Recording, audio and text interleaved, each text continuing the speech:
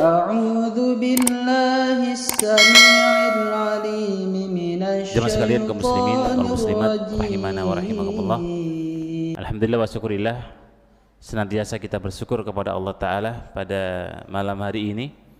Allah masih jaga iman dan takwa kita. Allah masih karuniakan kepada kita nikmat al-faragh, nikmat luang. Dan juga yang tidak kalah penting hari-hari ini, saat ini adalah nikmat sehat. Yang ini sebuah nikmat yang agung, yang patut untuk kita syukuri, dan semakin kita bersyukur, insya Allah Ta'ala Allah akan tambah dengan nikmat-nikmat yang lain. Dan itulah buah daripada konsep seorang muslim beriman kepada Allah Subhanahu wa Ta'ala dengan nikmat.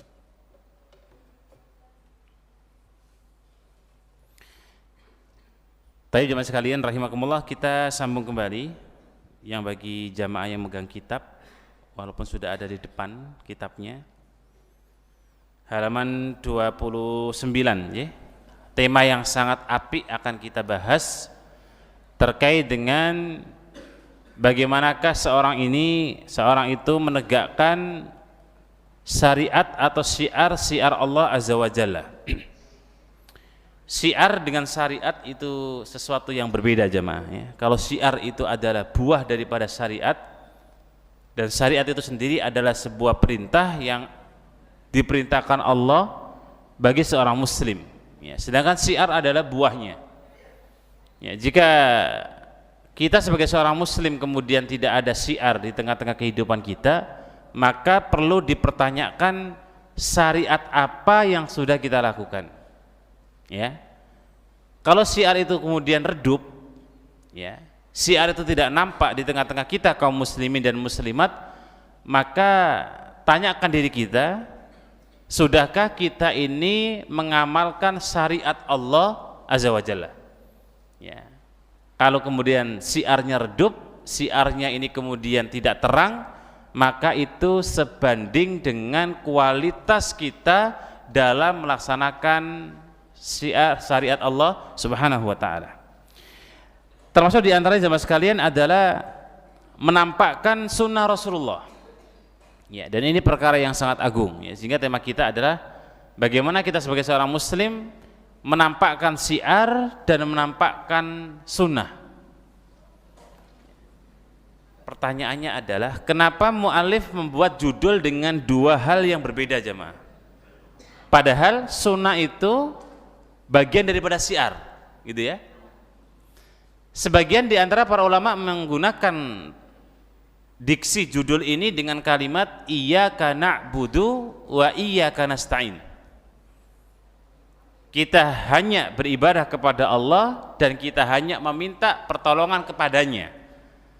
Minta pertolongan itu nau'un min anwa'il ibadah, tipe-tipe jenis ibadah. Sedangkan Allah sebutkan ibadah ubudiyah yang bentuknya adalah sujud kepada Allah itu ibadah, dan semua yang mencakup ibadah atau ubudiyah termasuk meminta pertolongan kepada Allah. Jadi ada ibadatul am, kemudian ditaksis jamaah. Ditaksis itu dikhususkan dengan bentuk meminta kepada Allah. Nah, judul ini Bapak Ibu sekalian, kalau kita cermati dengan baik, coba kita lihat judul ini dengan baik ya, yakni menjaga syiar-syiar Islam yang dohir dan menampakkan sunnah. Orang menjaga syiar yang nampak itu sudah bagian daripada syiar. Menjaga sunnah itu juga syiar. Kenapa dibedakan oleh mu'alif ya? Satu, begitu pentingnya menjaga dan menampakkan sunnah di tengah-tengah kehidupan kita jemaah. Itu poinnya ya. Jadi hari ini itu membedakan muslim yang benar-benar muslim taat, muslim yang kemudian benar-benar ittiba dengan ajaran Nabi, itu di praktek sunnahnya ya. Kalau sama-sama muslim, sama-sama dia sholat, sama-sama dia puasa, sama-sama dia zakat, sama-sama dia bahkan haji, sama-sama dia mengamalkan seluruh syariat-syariat Allah dan menampakkan syiar-syiarnya, kalau dia punya nilai plus dalam menegakkan dan menampakkan sunnah Nabi, maka dia punya nilai lebih. Dan ini yang kita coba akan kita angkat ya, tema terkait dengan menjaga syiar Allah Subhanahu wa taala.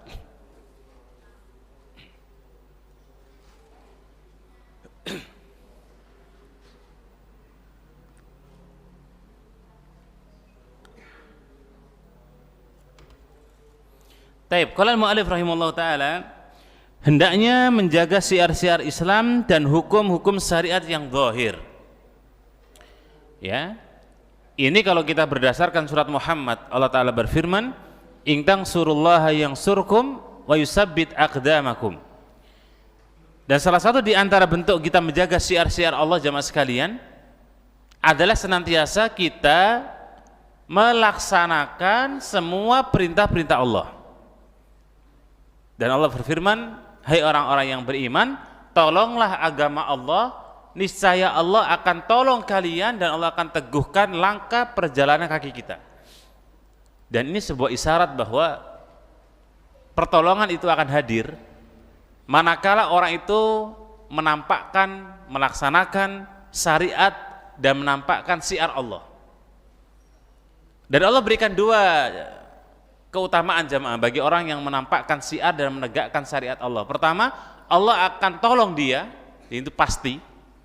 Sejarah telah berlalu, banyak kisah kita jumpai dalam perjalanan semua para al-anbiya. Bapak Ibu silakan buka semua surat-surat yang bicara terkait dengan kisah para nabi. Tidak ada satu nabi pun yang kemudian Allah tidak tolong mereka. Ya. Semua para nabi dalam sejarah dakwah mereka, yang kalau kita lihat sekilas saja dakwah para nabi itu, misalnya Nabi kita Muhammad bin Abdullah SAW, hampir dalam perangnya jamaah sekalian, jumlah beliau kaum muslimin waktu itu tidak lebih banyak daripada orang-orang kafir, tapi faktanya diberikan kemenangan. Ya. Dengan jumlah yang mungkin minoritas sedikit, bahkan juga komunitas kaum muslimin juga sedikit, Allah berikan kemenangan. Ya, jaminan yang Allah berikan, in tansurullaha yansurkum wa yusabbit aqdamakum, dengan senantiasa menampakkan, mengamalkan syiar-syiar Islam. Dan yang kedua faedahnya, Allah taala berikan wa yusabbit aqdamakum. Ya, jadi menampakkan syiar Allah, Allah akan berikan langkah kita untuk teguh dalam ketaatan kepada Allah. Ya, jadi tanpa kita sadari jamaah, ketika panjenengan dimudahkan untuk sholat berjamaah di masjid bagi bapak-bapak dan bagi ibu-ibu, dijaga untuk kemudian menjaga ifahnya, kehormatannya, kemuliaannya, itu adalah wa yusabbit aqdamakum. Kadang-kadang kita bertanya, loh, peran kita ini apa Ustadz? Sampai Allah berikan, Masya Allah, dimudahkan sholat berjamaah di masjid, dimudahkan menjaga lisan, dimudahkan bagaimana kita ini berbuat baik. Mungkin kita nggak sadar jamaah, ada salah satu di antara peran kita menolong agama Allah dengan apa? Kita taat. Ya. Dan Allah mengatakan wa yusabbit aqdamakum, Allah teguhkan perjalanan kaki kita. Dan itulah buah daripada menolong agama Allah, dengan salah satunya menampakkan syiar-syiar Islam dan juga hukum-hukum syiar secara zahir. Ya. Sederhana jamaah sekalian, saya sering contohkan contoh sederhana. Ibnu Qayyim mencontohkan syiar dalam diri seorang muslim itu minimal dalam pakaiannya. Ya. Khususnya bagi para ummahat nih, bagi para ibu-ibu. Apalagi para mbak-mbak ya, mahasiswi. Ada seorang akhwat yang kemudian, atau wanita yang harusnya seorang wanita itu kita tahu dalam hukum menutup aurat pakaiannya, ya. Tapi kalau ada seorang muslimah yang pakaiannya super ketat, ditambah lagi tidak berjilbab, tambah lagi pakai kemudian sandal heel itu, kemudian jalannya kayak punuk onta, ini kan musibah, ya. Dia muslimah tetapi dia tidak paham. Harusnya dia menampakkan syiar dengan minimal nih jamaah sekalian, pakaiannya itu menutup auratnya. Dan fakta di lapangan kita jumpai, kadang-kadang hari ini kita melihat orang muslim ya dan muslimahnya, kita nggak tahu nih ini muslim atau kafir, ini muslimah atau enggak. Itu sekarang kita nggak bisa mendeteksi dengan secara fisik, secara ciri-ciri dohirnya, ya. Karena faktanya banyak yang wanita khususnya yang kemudian buka aurat, ya, bahkan kemudian dia berpakaian tapi hakikatnya tidak berpakaian, itu juga banyak. Ya, bagi bapak-bapaknya, para ikhwannya, ya minimal pakaian itu jangan menunjukkan orang suudon dengan kita. Dan kita pernah bahas sikap seorang muslim tidak gampang suudon, tapi jangan juga memicu untuk suudon. Sok gaya gitu, biar ngetren. Sini dipasang tato-tatonan tuh, kemudian pakai baju street lewat, padahal ikhwan. Loh, kenapa pakai tato? Kena prank, tato-tatonan, cuma bisa dikeletek gitu. Nggak boleh, ya. Semua atribut-atribut kekafiran atau kefasikan tidak boleh melekat dalam diri seorang muslim dan muslimah. Loh, apa salahnya sih Ustadz pakaian? Loh, pakaian itu diatur jamaah. Sampai muncul dalam bab masalah Minhajul Muslim dalam kitab yang saya bawa di sini, itu ada adabul libas. Ada bagaimana pakaian seorang muslim dan muslimah. Jadi jangan kita mengatakan, oh, ini pakaian-pakaian saya sendiri, saya juga beli-beli sendiri, akhirnya kemudian dia bebas. Nggak bisa. Kalau sudah mengatakan amantu billah, maka ada aturan mainnya, semua yang kita kerjakan, semua yang kita lakukan. Itulah kenapa kemudian mu'alif mengajak kita untuk menampakkan syiar Islam jamaah. Ya, menampakkan syiar dan senantiasa kita menjaga hukum-hukum syariat yang zahir. Contoh di sini apa? Misalnya menegakkan sholat 5 waktu. Ya. Ini seandainya semua kalau bapak-bapak kumpul di daerah mana ini? Kompleks ini ya. Kira-kira masjid ini penuh nggak jamaah? Bapak-bapaknya aja. Penuh. Indikatornya masjid itu rame itu kan Jumatan. Betul ya? Jumatan lantai 2 penuh jamaah? Pak Tamir pun ini yang mewakili. Penuh mboten? Penuh. Indikator masjid makmur itu lihat Jumatannya jamaah, tapi itu diperlakukan untuk sholat 5 waktu. Jadi kalau sholat 5 waktu itu seperti Jumatan, maka itu indikator kalau rohaninya jamaah itu hidup. Ya, saya bukan mengatakan kemudian kalau enggak kayak Jumatan rohaninya mati, enggak juga. Ya, tetap hidup cuma sebagian. Gitu.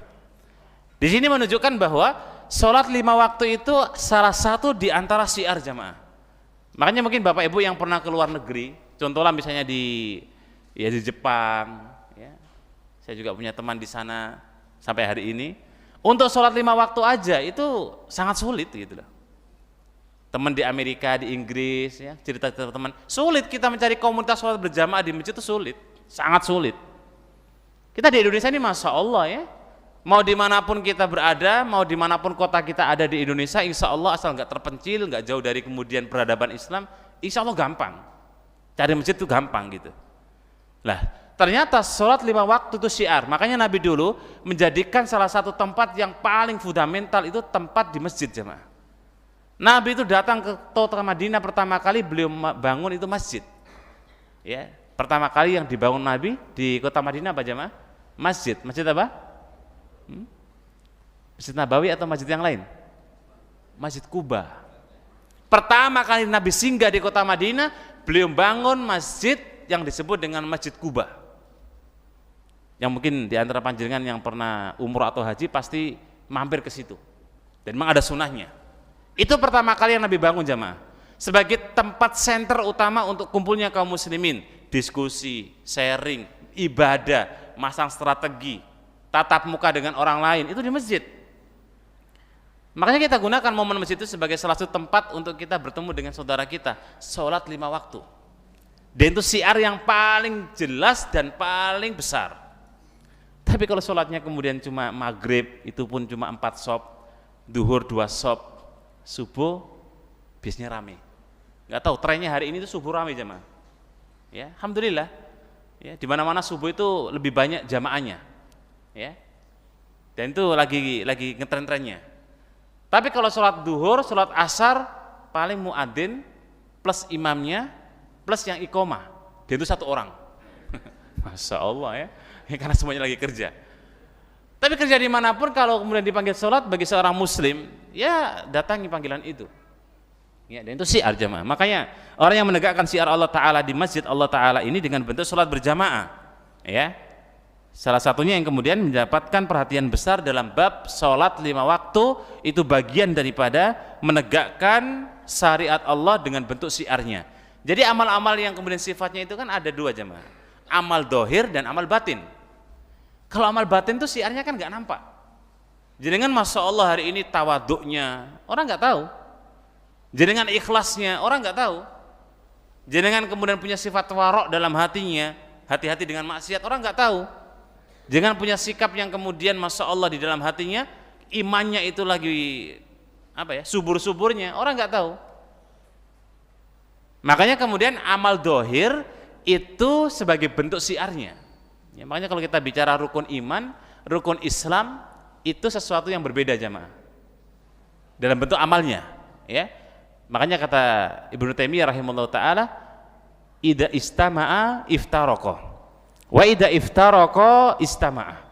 Jadi kalimat iman dan Islam kalau dia kumpul jadi satu di satu kalimat, maka dua kalimat ini punya makna yang berbeda. Islam dengan definisinya, iman dengan definisinya. Tapi kalau iman di tempat lain, Islam di tempat lain, maka dia punya makna yang sama. Muslim ya mukmin, mukmin ya muslim. Nah, pertanyaannya, dari dua cabang atau dari dua amaliyah ini yang bentuknya adalah amal yang itu syiarnya dohir adalah min arkanil Islam. Syahadat, ya, sholat, apa lagi? Puasa, zakat, haji. Itu amal-amal yang dohir jamaah, nampak. Ya, yang nampak inilah menjadi syiar di antara Islam. Kemudian termasuk di antara syiar Islam adalah menebarkan salam. Nah, ini yang saya yakin jamaah kita itu paham, tapi mengamalkannya abot.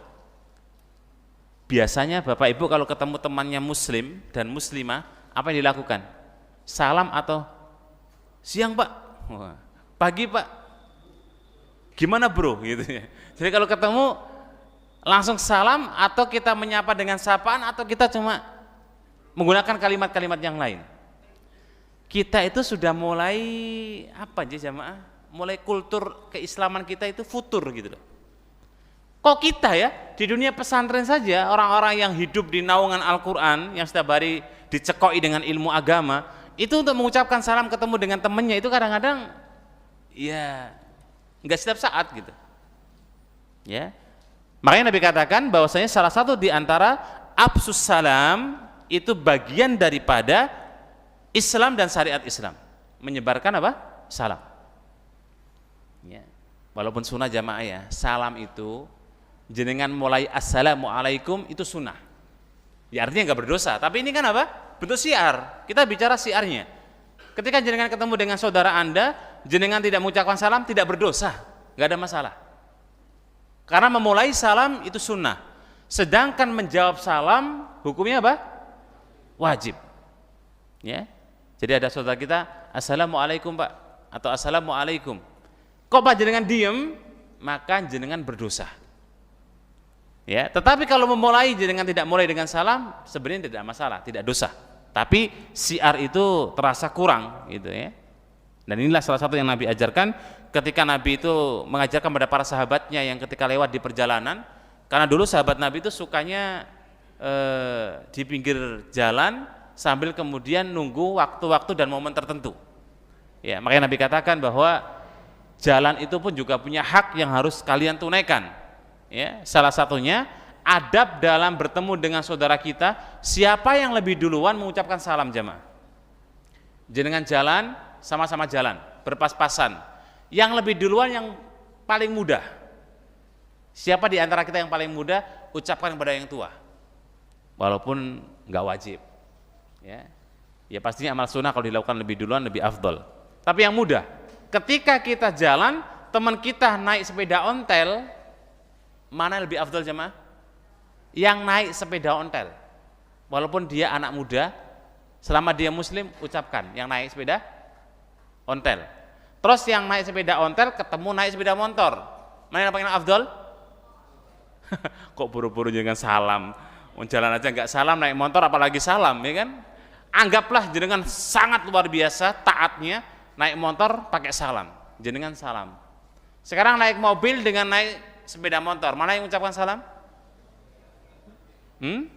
Naik mobil, ya, buka, ya, jendelanya, assalamualaikum Pak, udah wes gitu, motor juga wes, ya kan, Waalaikumsalam. Wah, kata orang sebelah, ini orang gila apa ya? Enggak apa-apa kok jawab wassalam ya. Padahal udah lewat. Ya. Ala kulli hal, ar-raqib kalau dulu di zaman Nabi itu adalah orang yang mengendarai kendaraan, ya, kendaraan paling mewah dulu itu kuda jamaah. Enggak ada yang lain. Kendaraan yang paling mewah di zaman Rasulullah itu kuda, dan hanya orang-orang tertentu yang punya kuda, ya. Baik. Berikutnya, termasuk di antara syiar Islam dan hukum-hukumnya yang sangat nyata di tengah kita adalah al-amru bil ma'ruf wa nahyu 'anil munkar. Bab masalah nahi mungkar di tengah-tengah masyarakat. Ini juga kita sedang krisis jamaah.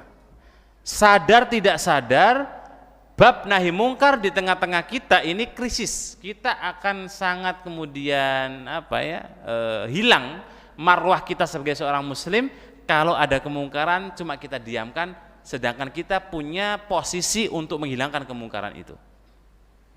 Itu kan syiar sangat nyata jamaah. Ya, syiar yang sangat nyata itu adalah nahi mungkar. Termasuk diantaranya adalah bersabar atas gangguan di jalan. Ya. Termasuk misalnya ada polisi tidur tuh, ya, itu nggak tahu sejarahnya gimana itu dulu.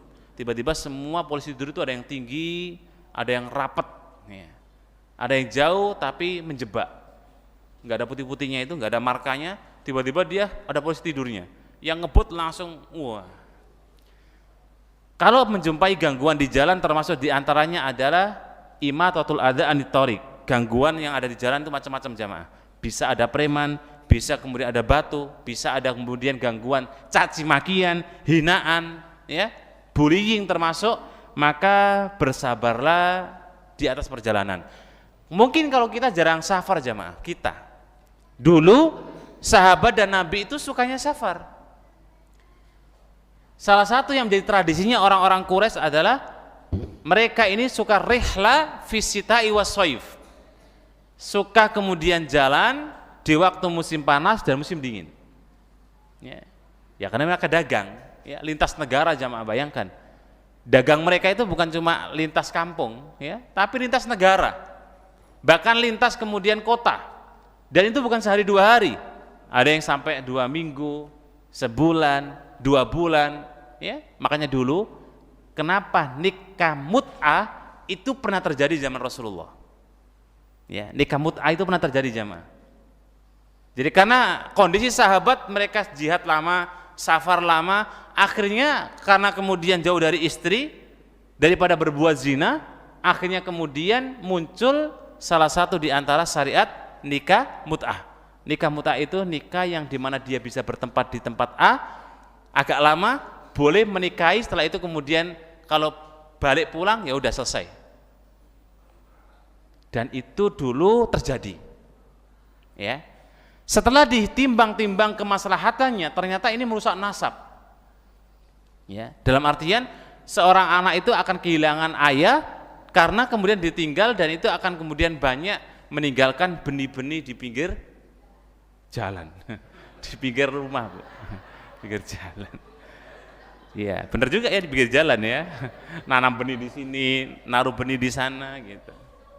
Dia akan meninggalkan generasi yang kemudian kehilangan ayah, karena yang kemudian nikah mut'ah itu setelah itu dihapus oleh Rasulullah. Ya, yang istilah kita dinasakh, dimansukh. Makanya dalam istilah kita ada hukum yang dihapus. Lah, dihapusnya nikah mut'ah itu sudah sah jamaah, sudah nggak ada lagi nikah mut'ah.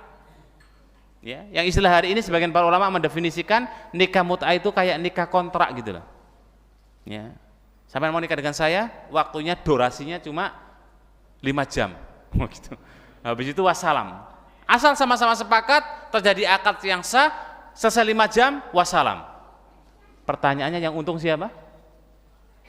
Nah, ini yang untung ya. Habis itu kemudian dia jadi janda. Janda bukan karena meninggal, tapi karena ditinggal. Dan ini yang kemudian merusak jalur dari sisi keturunan yang kemudian tidak jelas. Karena ayahnya bisa jadi pergi jauh dan lain sebagainya. Akhirnya nikah mut'ah dihapus. Itu disebabkan karena dulu orang suka safar jemaah. Ya, makanya Allah berikan dalam surat Quraisy bahwasanya kebiasaannya orang-orang Quraisy itu suka mengadakan perjalanan di musim panas dan musim dingin. Ya. Kalau jenengan sekarang safar paling jauh mana? Malioboro. Ya. Itu paling jauh. Ya, jauh dikit pasar Solo. Ya. Itu aja jenengan Masya Allah ya, ini dengkul sudah cekot-cekot, sudah cenut-cenut gitu ya. Beda dengan orang dulu jamaah, jalan kaki bahkan berhari-hari, berpekan-pekan mereka masih kuat ya. Orang hari ini ya karena kebanyakan mincin jadinya berat ya. Kalau dulu Masya Allah ya, sahabat Nabi itu makan gandum jamaah, diusirkan ke tangannya, dijilat, itu bisa bikin parit di perang Khandaq. Bayangkan tuh, lebar 5 meter, kedalaman 3 meter. Itu cukup makan gandum atau kurma, ditaruh di tangan, karena nggak ada makan. Kata para sahabat, ya Rasulullah gimana kita makan nih, masa kita mau kerja terus bikin parit? Oserkan gandum di tangan kalian, kemudian jilat, itu sampai seharian full nggak merasa lapar jamaah.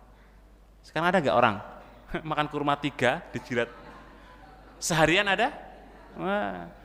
Jenengan menjilat kurma 3 tapi di sini bakso, batagor, ya kan? Nasi, makan diem-diem.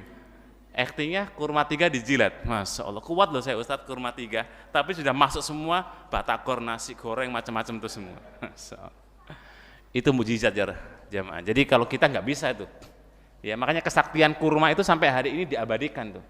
Ya, kesaktiannya kurma bisa, kalau kemudian kurma najwa bisa mengusir setan, mengusir jin dan lain sebagainya. Itulah yang kemudian menjadi khasiat dari antara bentuk kurma. Nah, taib. Kemudian menyuarakan kebenaran di penguasa, ya.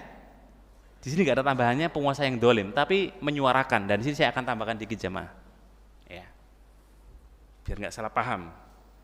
Menyuarakan kebenaran di depan penguasa. Seperti apa adabnya? Ya. Apakah asal serampangan kemudian jenengan ngomong di media, yang hari ini media itu terbuka 24 jam dan semua orang itu memegang media, minimal media WhatsApp. Ya, kan sering jenengan lihat tuh, saudara kita bikin story WhatsApp, ini kok lagi ngibahin orang gitu, tapi jenengan baca dengan nikmat, ya enggak? Dengan asik kita menikmati gibahnya teman kita gitu. Biasanya sih mak-mak ini ya, mak-mak itu kalau lagi dilanda apa gitu ya, cepat galaunya langsung dituangkan di story WA, direm ya mak-mak, jangan sampai kalau ada masalah langsung dituangkan ya. Kalau dituangkan tidak pada tempatnya bisa bahaya ya. Baik, saya akan tambahkan sedikit jamaah sekalian terkait dengan nasihat kita kepada penguasa. Hal ini bukan hal yang baru jamaah. Nasihat kita kepada pemimpin itu sudah termaktub dalam hadis yang ketika Rasulullah pernah bersabda bahwasanya ad-dinu an-nasihah, agama itu nasihat. Kemudian para sahabat bertanya, ya Rasulullah, liman, untuk siapa agama itu nasihat? Nabi katakan lillahi, untuk Allah. Maksudnya kita mengamalkan syariatnya Allah ya, bukan kita menasihati Allah. Naudzubillah ya. Wali rasulihi, artinya kita mengamalkan syariat Rasulullah. Wali kitabihi, kita mengamalkan ajaran Al-Qur'an. Wali ammatil muslimin wa ammatihim, untuk pemimpin kaum muslimin dan untuk masyarakat yang ada. Berangkat dari hadis yang mulia ini maka menunjukkan bolehnya orang itu memberikan nasihat kepada pemimpin, tapi ingat dengan cara yang ma'ruf, ya, dengan cara yang baik. Apalagi hari ini kita sedang diuji dengan gonjang-ganjingnya salah satu apa Bapak Ibu? Waduh, hafal jenengan. Jujur, saya 2 hari 3 hari ditanya oleh jamaah, Ustadz kesimpulannya kasus Sambo kayak apa? Saya kan nggak ngikutin Bapak Ibu, ya ngikutin cuma lewat aja kan banyak. Yus nggak kita pungkiri lah di mana-mana lagi bicara bab-bab itu gitu. Habis itu saya nonton YouTube, tak ikutin part 1 pindah lagi part 2, part 3, part 4 sampai hampir 10 yang saya ikutin nggak paham-paham. Akhirnya saya tonton bener itu 1 jaman lebih ya. Kan ini pertanyaannya jamaah bukan 1 2, ada 5. Ustadz, menurut Ustadz gimana itu kasusnya ini gitu. Kayak apa sih ini gitu ya. Ternyata sampai hari ini saya nggak bisa menyimpulkan, wallahu a'lam tuh ya. Ribet. Daripada saya ribet bilang mohon jenengan tanya yang bersangkutan gitu. Masa ini kan kadang-kadang jamaah itu tidak memposisikan pada posisinya dan tidak memposisikan ketika tanya pada siapa. Dikirain seorang ustadz itu tahu segalanya. Tanya masalah Sambo, tanya masalah narkoba, tanya masalah kemudian jual beli wanita. Masya Allah ya. Tapi dengan begitu seorang ustadz akan belajar, ada apa sih sekarang ini gitu. Sehingga ketika baca itu yang kita baca yang viral-viral aja. Oh, viral pembunuhan, oh viralnya ini gitu. Hari ini jamaah sekalian, pastinya masyarakat tidak tutup mata terkait dengan kondisi yang ada. Tapi ingat, ya, berhati-hati dalam menyikapi lisan kita dengan pemimpin. Jangan sembrono, jangan asalan, jangan asal dan jangan serampangan. Kenapa? Karena itu bentuk iman dan ilmu kita. Ketika panjenengan bisa menyikapi dengan adil posisi kita sebagai kemudian anggaplah sebagai masyarakat bawah, menyikapi pemimpin kita hari ini apapun kondisinya, maka jangan sampai kemudian membuat dosa dari sebab kita komentar yang tidak benar dengan pemimpin. Tapi saya bacakan beberapa hadis jamaah sekalian, semoga ada faedahnya terkait dengan sejauh mana sih sikap kita dengan pemimpin gitu. Sejauh mana posisi kita terhadap pemimpin kita. Baik, yang pertama ada 5 catatan penting ya yang disebutkan oleh Abu Bakar Jabir Al-Jazairi rahimahullah taala. Yang pertama catatan penting kita ambil dari paling bawah dulu. Ya. Ayyujahid wara'ahum yusalli khalfahum. Jadi kita sebagai masyarakat disuruh oleh para ulama untuk sama-sama jihad, sama-sama kemudian kalau kemudian pemerintah kita memerintahkan jihad, kita jihad dan kita sholat di belakangnya mereka, di belakangnya imam, pemimpin kita kaum muslimin. Ya. Artinya apa jamaah sekalian? Ketaatan kita tunjukkan. Ya. Hatta kata Nabi kita Muhammad bin Abdillah, karena Nabi pernah waktu itu dibaiat oleh sahabatnya. Dibaiat itu diambil sumpah. Dan anggaplah hari ini memang demokrasi di negeri ini, yang saya nggak akan banyak bicara terkait demokrasinya, tetapi jenengan sudah sepakat pemimpin kita kaum muslimin hari ini Pak Jokowi, selesai. Terlepas kekurangan kelebihan beliau pasti banyak. Ya. Perhatikan hadis dari Ubadah bin Samit. Ya. Ketika beliau mengatakan bayakna Rasulullah SAW, kami pernah membaiat Nabi. Dan istilah hari ini yang mungkin kita mengakui pemimpin presiden kita lah, gitulah kurang lebihnya. Walaupun istilahnya baiat beda dengan demokrasi hari ini. Kata beliau mengatakan wa ala sami wa ta'ah, kami senantiasa mendengar dan kami senantiasa taat fi mastatiha au fi mastatina wa makrahina. Apa yang kami jumpai di pemimpin kami baik suka maupun duka, kami taat, kami dengar. Wa asrina wa yusrina, dalam kondisi sempit maupun dalam kondisi lapang, kami taat, kami dengar. Itu prinsipnya sahabat jamaah. Mungkin kita bertanya, loh itu kan Nabi Ustaz. Ya, ya wajar kalau kita membaiat, kemudian kita mengatakan kami taat, suka maupun duka. Kami taat, walaupun kondisinya sempit ataupun lapang. Oke, mundur dikit, Khulafaur Rasyidin, atau turun dikit. Khulafaur Rasyidun ini manusia biasa yang hanya saja mereka dipilih oleh Allah Subhanahu wa taala, orang-orang yang menemani dakwah Nabi sallallahu alaihi wasallam. Ada Abu Bakar As-Siddiq, ada Umar, ada Utsman, ada Ali bin Abi Thalib radhiyallahu taala anhum ajmain. Ada orang mengatakan lagi, Ustaz itu kan orang terbaik. Oke, kita mundur ke bawah lagi. Generasi yang disebut Umar bin Abdul Aziz, ini cucu daripada Umar bin Khattab. Yang dikadang-kadang sebagian para ulama mengatakan khalifah terbaik setelah Khulafaur Rasyidin. Itu Umar bin Abdul Aziz bin Umar bin Khattab, cucunya Umar bin Khattab. Itu jauh jamaah ya. Oh, cucunya Nabi ya wajar Ustaz. Nah, cucunya Umar ya wajar. Oke. Ke bawah lagi. Khalifah-khalifah yang dulu pernah muncul seperti Sa'id bin Amir.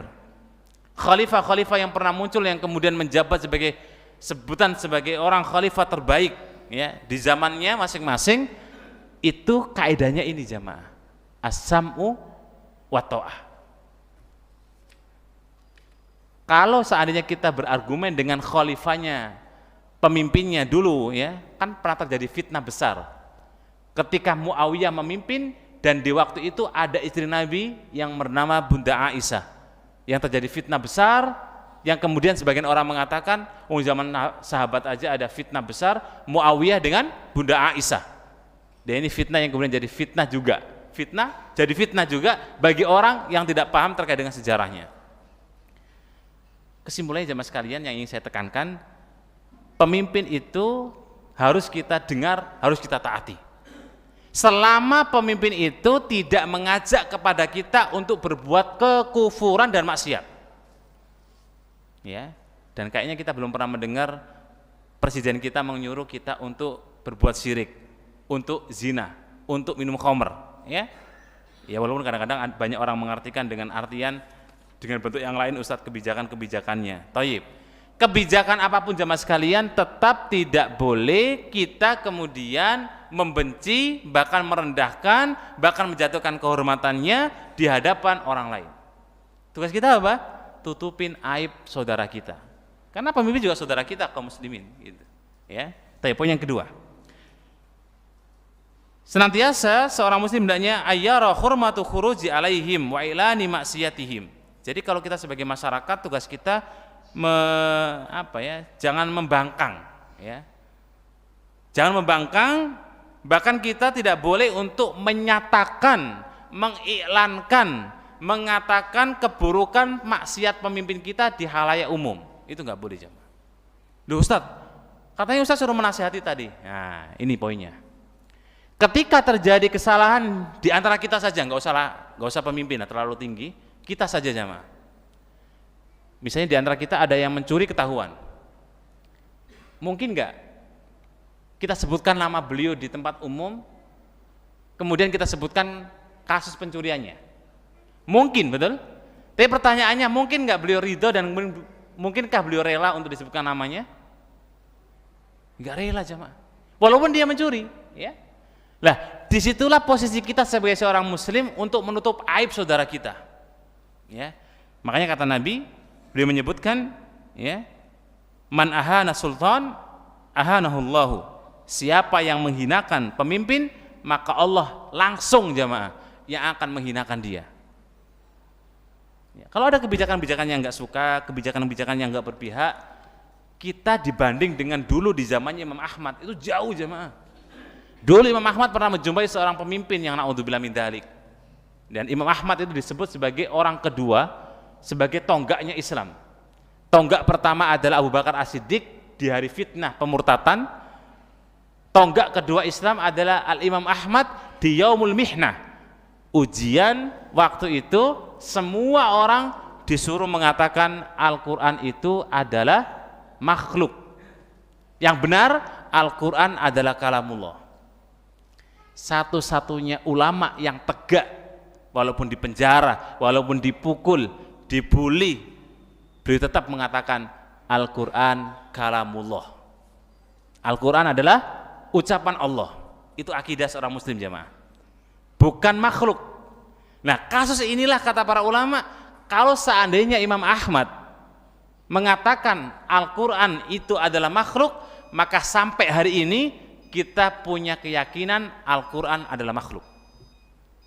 Tapi karena begitu kuatnya beliau berpegang teguh, walaupun didolim pemimpin, dibully, disiksa, beliau tetap di atas manhaj seorang muslim. Yang pertama, Assalamualaikum Ustaz, izin bertanya.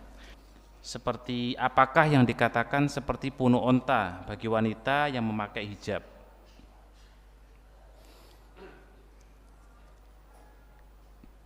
Dalilnya sahih atau dhaif Ustaz? Terima kasih atas penjelasannya, jazakumullahu khair. Assalamualaikum. Taib. Hadis ini jamaah sekalian, hadisnya panjang, ya, dan bahkan bukan cuma terkait dengan wanita yang berjalan seperti punuk onta, tapi hadisnya terdapat dalam Sahih Bukhari dari jalur sahabat Abu Hurairah radhiyallahu taala anhu, dan terdapat juga dalam Sahih Muslim dan Sunan Imam Ahmad bin Hanbal, dan dalam kitab Al-Hakim dalam Mustadraknya, dan Syekh Albani mengatakan hadisnya hasan, ya, sebagai mengatakan hadisnya sahih. Hadis yang berangkat dari sabda Nabi, beliau pernah mengatakan, aku melihat dua penduduk neraka yang belum pernah saya lihat sebelumnya. Ini hadis yang sangat menakutkan jemaah, ya. Nabi katakan yang pertama adalah seorang kaumun ma'hu siyat, ya, karena bil baqar. Jadi seorang laki-laki yang dia ini punya pecut, ya, punya cemeti yang terbuat dari ekor onta atau sapi, ya, ka'adna bil baqar. Kemudian dengan cemeti itu dia pukulkan orang. Ya, dia pukulkan orang. Maka kata Nabi, orang tipe seperti ini yang tidak akan masuk surga. Ya. Dan kata para ulama terkait dengan hadis ini, itulah orang-orang yang punya kekuasaan atau punya jabatan yang dia gunakan untuk mendolimi bawahannya. Dan na'udzubillah. Ya, kayak kasus ini ya. Itu parah ya. Sampai Nabi sebutkan salah satu hadisnya adalah apa? Sinfani min ahli nar lam arahuma. Dua tipe sifat penduduk neraka yang belum pernah saya lihat sebelumnya, kata Nabi. Artinya apa? Secara sekilas Nabi katakan orang seperti ini Nabi belum menjumpai dulu. Tapi akan muncul jamaah, ya. Seorang laki-laki yang dia punya kemudian cemeti, yang dia pukulkan kepada orang lain dengan cemeti itu yang pertama. Yang kedua, Nabi sebutkan adalah nisaun kasiyatun adiyatun mumilatun mailatun. Seorang wanita yang dia berpakaian tetapi hakikatnya dia telanjang. Wanita itu, bahkan kita menggunakan pendapatnya Syekh bin Baz, seluruhnya aurat jemaah, seluruhnya aurat. Bahkan suara pun diperselisihkan para ulama. Apakah wanita itu suaranya aurat? Karena begitu wanita itu kalau bicara itu bisa mematikan seorang laki-laki. Ya, makanya hati-hati Pak ya. Wanita itu kalau bicara dia suaranya bisa mendesak dan itu bisa membahayakan. Sehingga sebagian menyebut suara wanita itu aurat, walaupun jumhur ulama suara wanita bukan aurat. Artinya ada pembicaraan gitu, ya. Nah, ru'usuhunna, nah kata Nabi menyebutkan kepala-kepala wanita itu ka'asniyatil bukhti al-ma'ilah.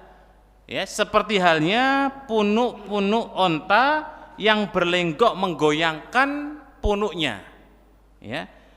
Dan itu Nabi sebutkan seorang wanita yang dia ini kemudian berpakaian tapi enggak kayak pakaian, kemudian jalannya itu seperti punuk onta yang kemudian dia lenggok-lenggokkan jamaah.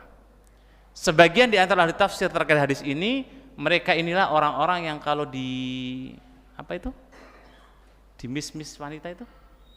Kan ada tuh yang kalau jalan lenggak-lenggok itu. Ah, itu dah ya. Ibu-ibu ada pesertanya, enggak kan? Kalau kemudian wanita yang dia menggunakan pakaian tapi kayak enggak berpakaian, kemudian dia berjalannya lenggak-lenggok seperti punuk onta, maka itulah wanita yang kata Nabi penduduk neraka yang belum pernah saya lihat. Menariknya jemaah sekalian, hadis ini Nabi tidak cukupkan sampai situ. Tapi Nabi lanjutkan lagi dalam hadis tersebut, beliau mengatakan la yadkhulna al-jannata wa la yajidna rihaha fa inna rihaha la yujadu min masiratin kada wa kada. Dan wanita ini kalau tadi seorang yang punya pecut yang kemudian dibuat mukul, itu Nabi enggak sebutkan dampak efeknya. Cuma Nabi katakan belum pernah saya melihat seorang yang dia masuk neraka dengan sebab itu, belum pernah saya lihat kata Nabi. Tapi untuk yang kedua ini menakutkan jamaah. Apa kata Nabi? Seorang wanita yang dia berpakaian tapi hakikatnya telanjang dan kalau dia berjalan seperti punuk onta, maka Nabi katakan tidak akan masuk surga. Ya? Bukan cuma itu, tidak akan mencium aroma surga yang jarak tempuhnya aroma surga itu masiratun kada wa kada. Masiratun itu perjalanan. Yang kata para ulama perjalanan orang dari dia melihat sampai hilang jamaah, enggak kelihatan. Kira-kira berapa meter? Jangan jalan di padang pasir, kok masih kelihatan kelik-kelik, kayak kemudian ya segelas, berarti masih jalan lagi. Sampai benar-benar enggak kelihatan. Jauh. Ya, dan masiratun sebagian para ulama mengatakan perjalanan yang meletihkan dan mencapekkan. Kalau kita jalan sini sampai Jakarta capek enggak? Misalnya enggak, misalnya. Kok sampai kemudian Mekah enggak capek juga jalan? Berarti aroma surga dari sini sampai kemudian Jakarta orang itu enggak mencium jamaah. Padahal aroma surga itu bisa dicium dengan jarak tempuh yang panjang. Ini orang enggak bisa mencium. Udah enggak bisa mencium kata Nabi, dia akan dijebloskan ke neraka jahanam. Dan pertanyaannya tadi, hadisnya sahih atau tidak? Sahih. Maka hati-hati ya. Pertanyaan berikutnya yang kedua. Assalamualaikum Ustaz. Waalaikumsalam warahmatullahi. Saya pernah mendengar bahwa pemimpin yang ditaati itu adalah pemimpin yang menjalankan syariat Islam. Thayyib, bagaimana menurut Ustadz? Kalau mendengar hadis-hadis berbicara para pemimpin jamaah sekalian, dan banyak sekali, ya. Secara garis besar pemimpin kaum muslimin, karena hadisnya ketika kita baca di sini, Nabi kita pernah bersabda, man atau amiri faqat atau ani. Barang siapa yang taat kepada pemimpin kaum muslimin, dan Nabi enggak menyebut pemimpin yang menegakkan syariat ataukah tidak. Ya, tetapi ingat, pemimpin kaum muslimin berarti dia muslim jamaah, bukan pemimpin kafir ya. Kata Nabi, man atau amiri faqat atau ani. Siapa yang taat kepada pemimpinku, maksudnya pemimpin kaum muslimin, maka dia taat kepadaku. Wa man aso amiri faqat aso ani. Yang durhaka atau berani kepada pemimpin kaum muslimin, maka dia telah durhaka kepada Rasulullah Shallallahu Alaihi Wasallam. Sehingga pertanyaan tadi, apakah pemimpin yang menegakkan syariat? Jawabannya secara umum tidak. Contohnya Imam Ahmad bin Hanbal jemaah, beliau mentaati pemimpinnya, bahkan pemimpin ini pemimpin yang sangat luar biasa zalim. Orang yang mengatakan Al-Quran sebagai makhluk itu berpihak dengannya dan diberikan hadiah. Tapi kalau orang mengatakan Al-Quran kalamullah, dibunuh. Yang enggak berani dibunuh cuma satu, Al-Imam Ahmad. Kenapa? Karena masanya ratusan, sampai kalau Imam Ahmad dibunuh, maka mungkin bisa jadi kekuasaannya bisa dikudeta dan bahkan diperangi, sehingga Imam Ahmad cuma dipenjara, disiksa dan seterusnya seperti itu. Ya, sehingga terkait dengan pertanyaan apakah yang taat Ustadz? Ya tidak. Ya, yang jelas Muslim, dan selama tidak mengajak kepada maksiat dan kesyirikan, jenengan taat dan bersabar. Demikian, wallahu a'lam bishawab. Assalamualaikum warahmatullahi wabarakatuh.